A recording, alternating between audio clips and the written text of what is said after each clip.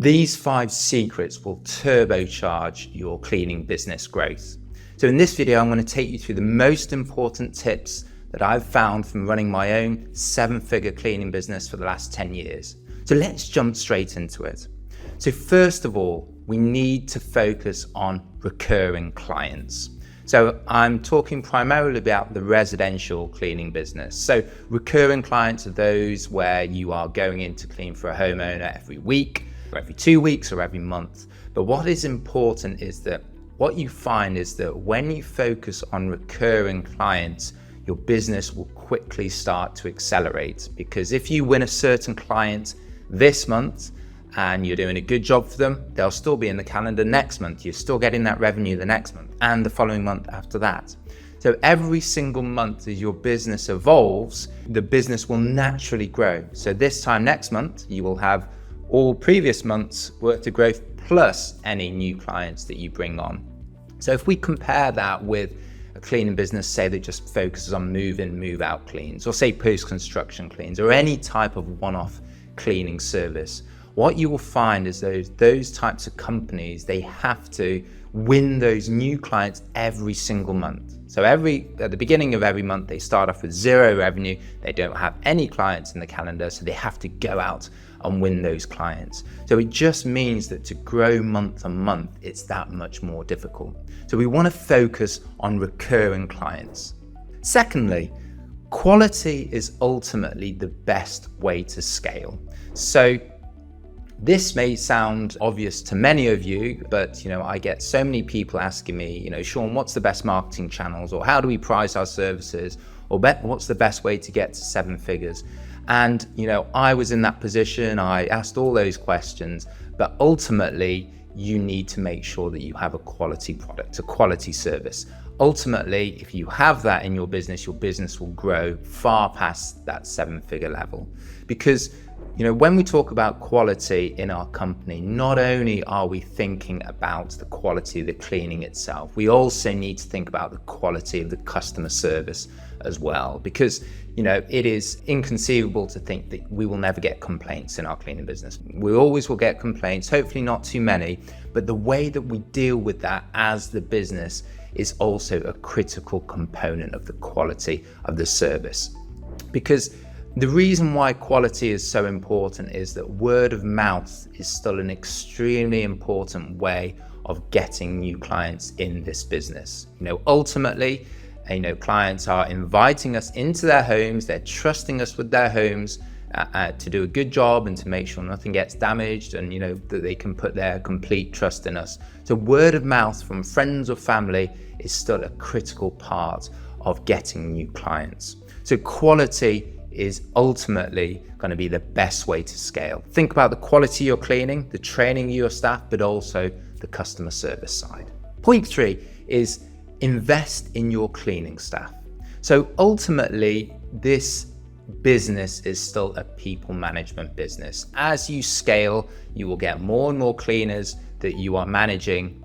And really, if those cleaners are happy and engaged and obviously have the right experience and know-how, they're going to do a fantastic job for you. They're going to do a fantastic job for your clients, and they will actually be part of your marketing strategy. If you have a superstar cleaner and one of her clients says, this woman is fantastic, the cleaning company we deal with is fantastic, although that person is a cleaner of yours, they are actually indirectly performing a very effective marketing function for you.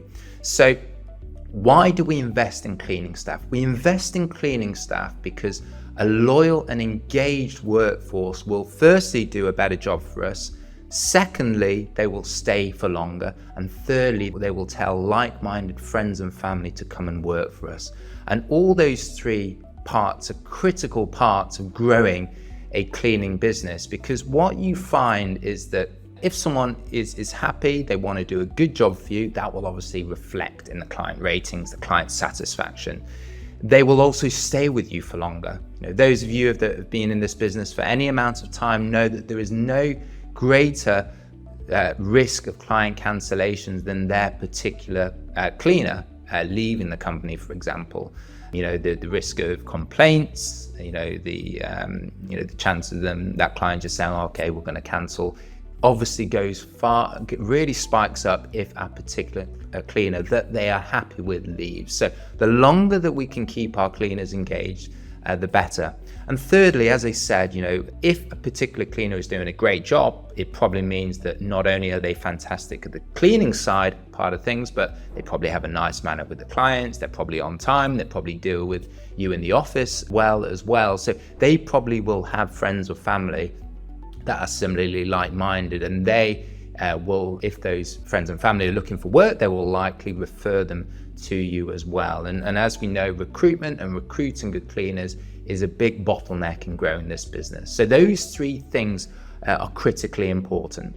So what are the sorts of things that we can do? So, firstly, we make a big effort to catch up regularly with our cleaners. We will try and take them out for at least a coffee every month or a couple of months, just to have a general chat about how they're feeling, how the things are going with their clients, anything that we can help them with. And it really just shows our staff that we are, invested in them. We don't see them just as another cleaner within our company. We want to see if we can help them, because, ultimately, if the cleaners feel listened to, they're going to be happier, they're going to do a better job, they'll stay with us longer, and then they'll refer us similar like-minded friends and family. So point 4 is house cleaning still requires trust, and that needs to be reflected in the way that we go to market for new clients. So what do I mean by this? So ultimately, the best way to get someone who is interested in hiring a cleaning company to becoming a booked client in the schedule is generally by getting that person on the phone. So if we can speak to a potential client, if we can answer any specific questions that they have, build some sort of rapport, that trust level will go up. And, in addition to that, as I tell, basically all the cleaning companies that I've spoken to, we need to be pricing our services at the top end of the market. If we don't price at the top of the end of the market, there isn't enough money, generally enough profit, to reinvest and grow your business. So we need to charge at the top end of the market. And the way that we can get clients to pay at that top end of the market is by obviously focusing on the quality, but also getting that person on the phone, answering questions, making them feel that they can trust our services as well. So why does that reflect in our marketing? So broadly, when, and as many of you know, we run marketing companies for lots of cleaning companies across the country. We'll get many people that will say, what is the best thing to do on our website? Do we want to have a lead form? Do we want to have phone numbers? Do we want people calling in? Do we have an online booking form with, a field for people to enter their credit card details and things like that? And 9 times out of 10, what I'll tell those people is that we want to try and get those people on the phone. If they call us, fantastic. But if they fill out a form, an inquiry form, we want to try and call them back and get them on the phone, because ultimately that is going to be the best way that we can close these clients. So house cleaning, still requires a high level of trust. Get people on the phone. So in your marketing on your website, your lead funnel, your funnel should be to try and get an inquiry and then to get that potential prospect on the phone to then close them to become a booked client. Then point 5, and finally, is that we need to very quickly find the marketing channels that get us the best returns. And again, this may sound obvious, but it is extremely common, particularly for those of you that are starting out. You may be doing lots of different things. Maybe you're handing out flyers, maybe you're running Facebook ads, maybe you're posting on Nextdoor. You're doing 1,000,001 things. And if I asked, 90% of those people, how would you rank those channels? They would probably struggle. And if I asked the further question, what ROI, what money, what profit are we getting from each of those channels, I would say 99% of those people would not know. So we need to firstly try lots of different marketing. As many of you know, I'm a big believer in Google. I think Google is the best place to find clients, but you need to be trying Facebook, you need to be doing offline channels. But importantly, we need to really track our marketing efforts. So, we can track online conversions and leads more easily through online channels, through embedding things like tracking codes and things like that.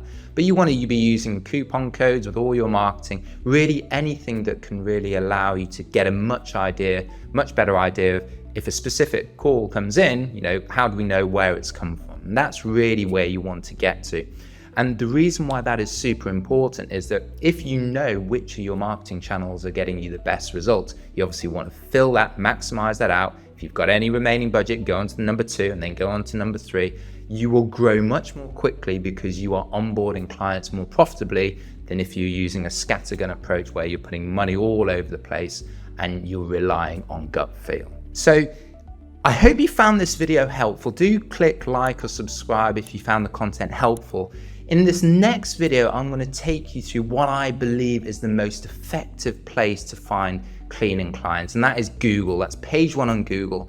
And in this video, I'm going to talk about my Google domination strategy. How do we maximize our visibility on page 1 on Google? And effectively, this comes down to running Google ads. It comes down to running Google local service ads and being very visible with your Google SEO as well. So I'll see you on the next one.